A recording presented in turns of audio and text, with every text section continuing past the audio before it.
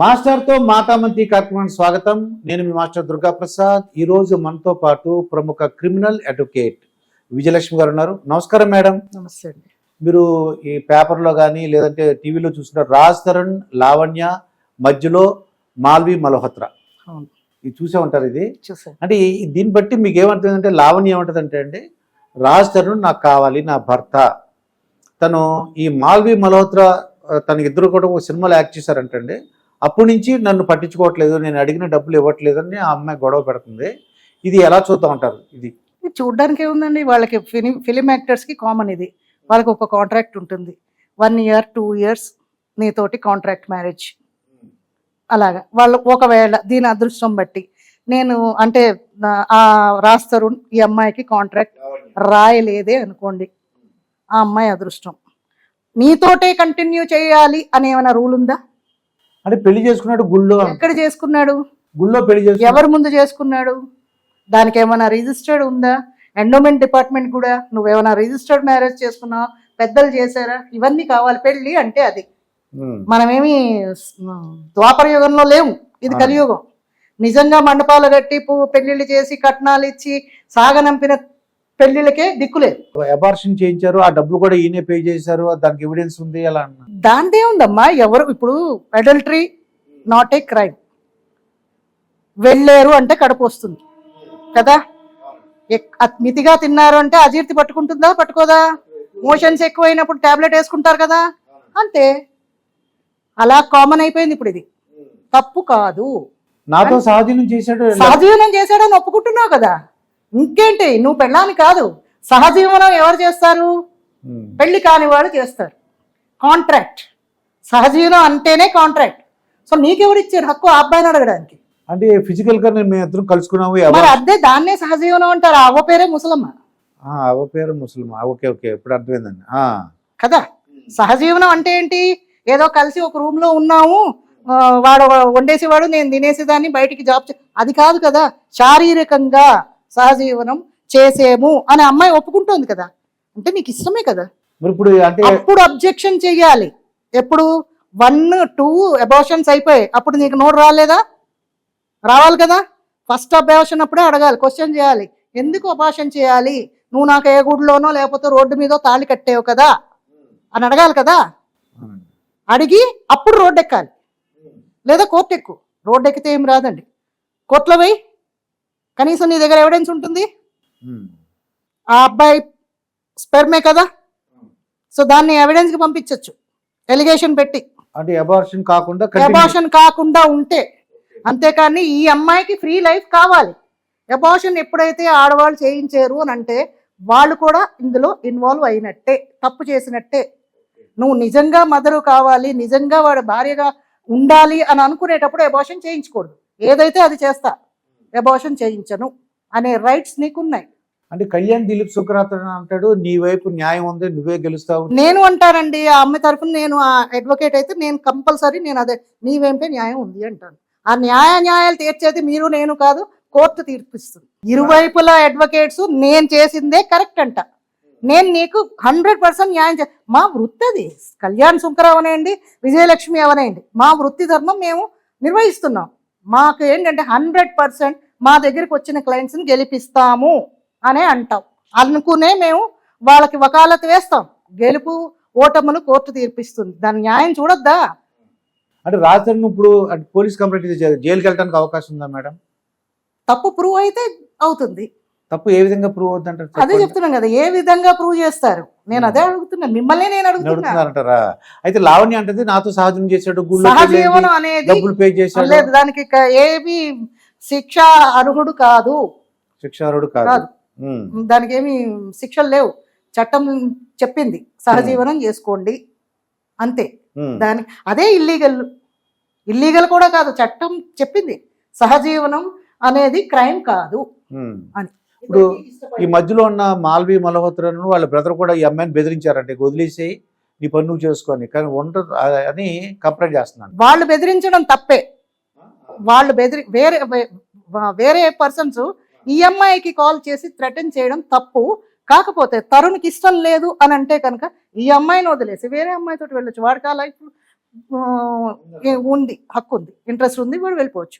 నువ్వు పెళ్లి చేసుకుంటే ఏమో, పెళ్లి చేసుకున్న సంసారాలే నిలబెట్టలేదండి. లివింగ్ రిలేషన్ లో ఉండి నువ్వు శాసించే హక్కు నీకు లేదు. అంటే ఇది మల్హోత్రా వాళ్ళ బ్రదర్ మీద కేసు అంటే ఇప్పుడు బెదిరించారని చెప్పి బెదిరించిన ఎవిడెన్స్ ఉంటే కనుక ఆ అబ్బాయి లోపలికి వెళ్తాడు. ఏ అబ్బాయి వెళ్తారండి? మాల్వి మల్హోత్రా అన్నో తమ్ముడో ఎవడో బెదిరించి వాడు థ్రెటన్ చేసాడని వాడి మీద పెట్టొచ్చు, కేసు పెట్టొచ్చు, వాడు లోపల వేసేయచ్చు. వాళ్ళు ఏమంటారండి? ఈ అమ్మాయి డబ్బులు ఆశిస్తుంది, వాళ్ళు ఏమైనా ఇచ్చారా? వాడెందుకు ఇన్వాల్వ్ అవ్వాలి ఇందులో? ఈ అమ్మాయి ఏమంటుందంటే వాళ్ళిద్దరు వచ్చిన తర్వాత మా కాపురంలో నిప్పులు పోస్తారు వీళ్ళిద్దరు. కాపురం కాదు అది, లివింగ్ రిలేషన్ అనేది ఒప్పంద ప్రకారంగా అది సహజీవనం చేస్తున్నారు. కాపురం కూడా కాదండి, సహజీవనం అంతే, కాపురం కాదు అది. ఇతను రాజధాని అంటాడు ఈ అమ్మాయికి నేను అసలు నాకు అమ్మాయి ఇష్టం, నాకు గ్రాటిట్యూడ్ ఉంది, ఆ అమ్మాయి వల్ల నాకు హైదరాబాద్ వచ్చినప్పుడు నాకు ఎవరో తెలియదు, నాకు సహాయం చేసింది. కాకపోతే ఏంటంటే ఈ అమ్మాయి డ్రగ్ అలవాటు చేసుకుని తను ఇల్లు పెట్టి మంచిగా ఇచ్చాడటండి.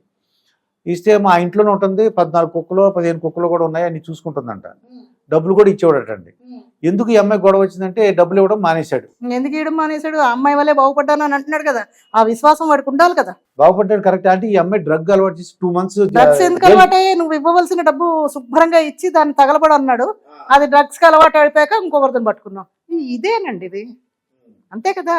నువ్వు నిజంగా ఆ అమ్మాయి మీద ప్రేమ ఉంటే కనుక ఇక్కడ ఏంటంటే మనకు ఎవరు చుట్టం కాదు, ఆ అమ్మాయి చుట్టం కాదు, రాస్తారు చుట్టం కాదు, మనం మాట్లాడేది చట్టం. చట్టం ఎవరికి చుట్టం కాదు, ఇద్దరిని కడిగి పడేస్తాం. ఇంకోటి ఏంటంటే రాజధాని చెప్పేది ఈ లావణ్య అనే అమ్మాయి సాయన్ అమ్మాయి ఒక అతను పెళ్లి చేసుకోమని గుంటూరులో కంప్లైంట్ ఇచ్చిందటండి. అంతకుముందు గుంటూరులో ఈ లావణ్యనే రాజధానితో ఉంటూనే మళ్ళీ ఆ సాయన్నోడు ఎవరితోనో పెళ్లి చేసుకోలేదు నన్ను అని చెప్పేసి అక్కడ గుంటూరులో కేసు ఫైల్ చేసిందంట. అందుకే ఈ అమ్మాయి క్యారెక్టర్ బాగాలేదు కాబట్టి నాకు వద్దు, నేను ఆ అమ్మాయితో ఉండట్లేదు, నాకు వద్దు మొర్రు అంటున్నాడు అనొచ్చు. ఆ అబ్బాయికి హక్కు ఉంది. దీనికోసం రాస్తారు జైల్లో తీసుకెళ్లి పెడతారు అని మేము ఊహించుకోండి, మీరు ఊహించుకోకండి. ప్రతి వాడిని తీసుకెళ్లి జైల్లో కూర్చోబెట్టి తిండి కూర్చోబెట్టి పెట్టడానికి, అక్కడ పెళ్లి కొడుకులా చూడడానికి జైల్లో ఏం ఖాళీ లేవు. ఒక్కొక్క ఖైదీకి బోల్డ్ ఖర్చు అవుతుంది ఒక్క రోజుకి. ఆ ఖర్చు అంతా గవర్నమెంట్ భరించాలి, ఈ ట్యాక్సులు మనమే కట్టాలి. అయితే ఇప్పుడు రాజధాని భయపడాల్సిన పని లేదన్నమాట మీకు చెప్పిన. భయం దేనికి? ఆ అబ్బాయి చేసింది ఏం తప్పేం కాదు, మ్యారేజ్ చేసుకోలేదు లీగల్ గా, ఏమి ఆ అమ్మాయి ఏమో కంటిన్యూ ప్రెగ్నెంట్ కాదు, ఇప్పుడు అబార్షన్స్ అయిపోయాయి. ఆ అమ్మాయికి కావాల్సింది ఏదైనా కాంపన్సేషన్ ఉంది. కాంపన్సేషన్ కూడా కాదు, ఆ అమ్మాయికి ఆ అబ్బాయికి టర్మ్స్ అండ్ కండిషన్స్ బాగున్నాయి కాబట్టి ఆ అబ్బాయికి కూడా నాకు ఆ అమ్మాయి అంటే ఇష్టమే, ఆ అమ్మాయి వల్లే నేను బాగుపడ్డాను అన్న విశ్వాసం ఉంది కాబట్టి వాడు ఆ అమ్మాయికి దయదలిచి ఏదైనా ఇస్తే ఆ అమ్మాయి పుచ్చుకోవాలి తప్ప డిమాండ్ చేసే హక్కు లేదు. అంటే ఇక్కడ ఏంటంటే ఈ అమ్మాయి అంటే ఒక 11 years మేము కలిసి ఉన్నాం కదా. 11 years కాదండి, 100 years ఉన్నా లేదండి డిమాండ్, లేదు, నో డిమాండ్. అంటే లావణ్య చట్టపరంగా ఏం చేసి ఉంటే బాగుండేది అంటారు? పెళ్లి చేసుకుని ఉండాలి, ఫస్ట్ రిజిస్టర్డ్ మ్యారేజ్ చేసుకుని ఉండాలి. అది చేసుకుని ఉంటే చెల్లుబాటు అయ్యేది.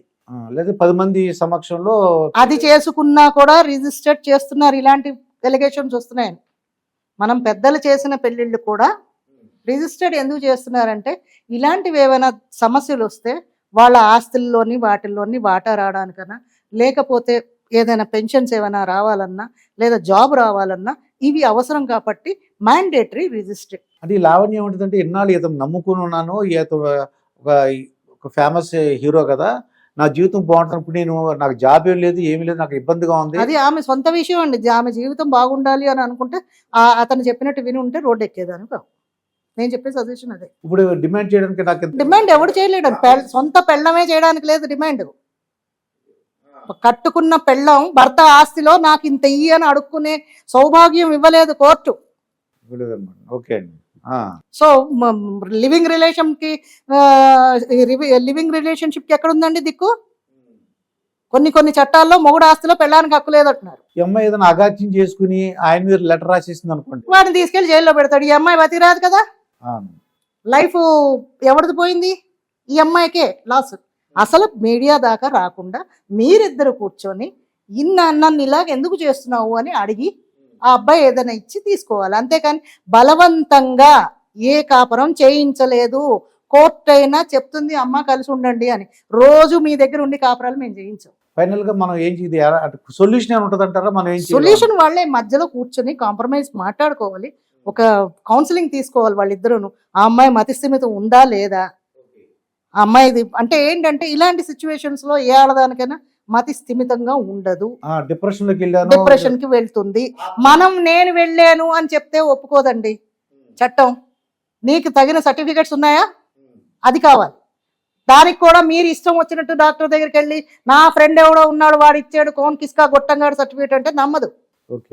దానికి కొన్ని రూల్స్ ఉన్నాయి. గవర్నమెంట్ హాస్పిటల్కి వెళ్ళాలి, మేము చెప్పిన హాస్పిటల్కి వెళ్ళాలి, అక్కడ టెస్ట్లు అవి జరిగిన తర్వాత డిప్రెషనా లేకపోతే ఏమైనా షాక్ ఉందా ఇవన్నీ కోర్టు నిర్ణయిస్తుంది. అంతేగాని ఎవరికి పడితే వాళ్ళు జడ్జి చేయకూడదు.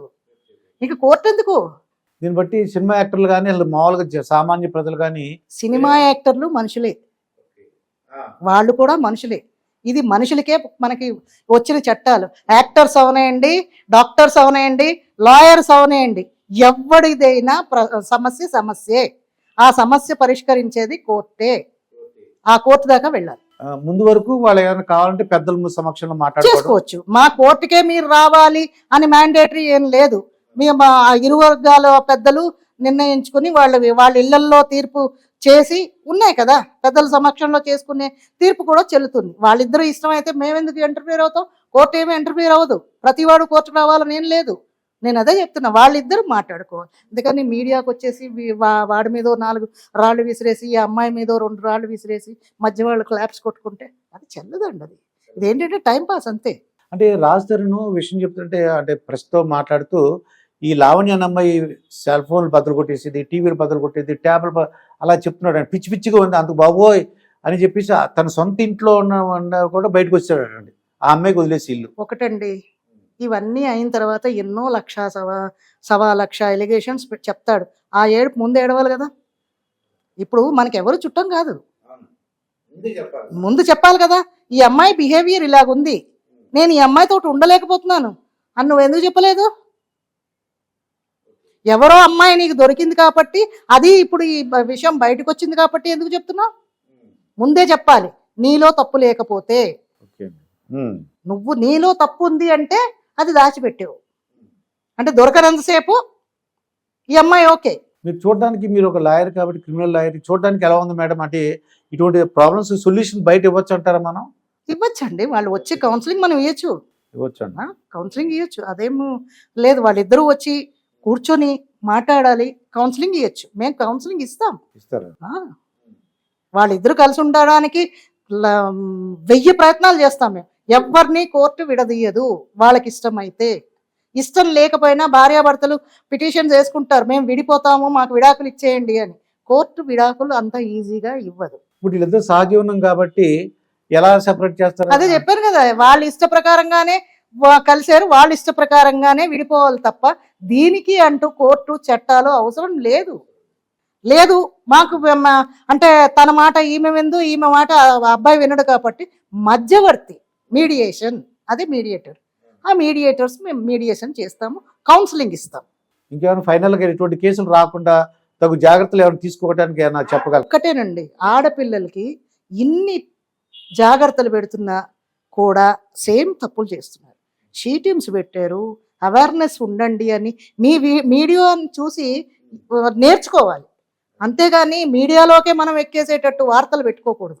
మీడియాలో ఎన్నో మంచి వస్తున్నాయి, ఆడవాళ్ళు ఇలా ఉండాలి, క్యాబ్ ఎక్కితే ఇలా ఉండాలి, వాళ్ళతో మాట్లాడేటప్పుడు ఇలా, అవెందుకు చూడట్లేదు మీరు? మీకు ఇష్టం వచ్చినప్పుడేమో వాడి మీద ప్రేమ పుట్టేసింది, తర్వాత ఏమో వాడు మంచివాడు కాదు అని వదిలేస్తారు.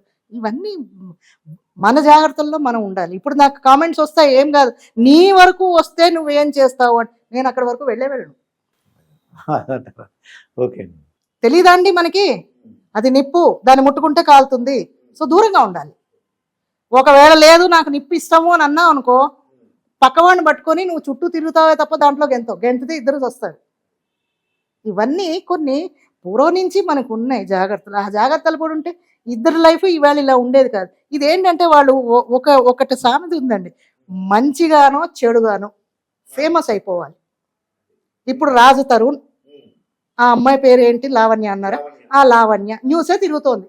వాళ్ళు మీరు అనుకోకుండానే వాళ్ళు ఫేమస్ అయిపోయారు కదా. అయ్యారా లేదా? ఏదో ఒక రకంగా ఫేమస్ అయిపోతారు. ఏదేమైనా సమస్యలు ఉన్నప్పుడు పెద్దవాళ్ళని లేకపోతే మీడియాలు పట్టుకుని సమస్యను వాళ్ళు సెటిల్ చేసుకోవాలి తప్ప ఇలాగ మీడియా ముందుకు రాకూడదని క్రిమినల్ లాయర్ విజయలక్ష్మి గారు చెప్తున్నారు. మరొక వీడియోతో మీ ముందుంటాను. మీ మాస్టర్ దుర్గా ప్రసాద్. నమస్కారం మేడం.